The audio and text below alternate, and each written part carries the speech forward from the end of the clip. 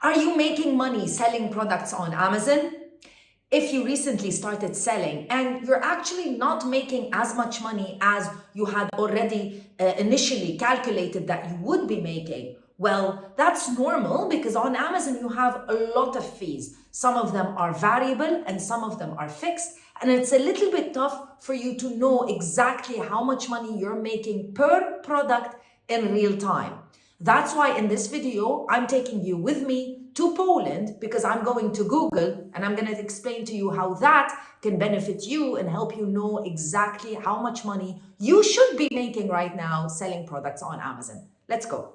Every day, 2,000 new sellers register as small businesses on the #1 e-commerce marketplace in the world, Amazon, spread across 20 global markets.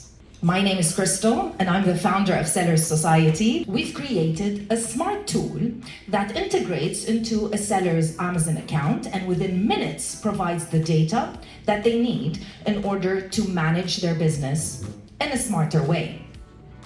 See, Sellers Society provides data for people who aren't really good at numbers or don't come from a financial background. Thank you so much for Huge Things. Thank you so much for Google for Startups. And thank you so much for listening to me. Thanks.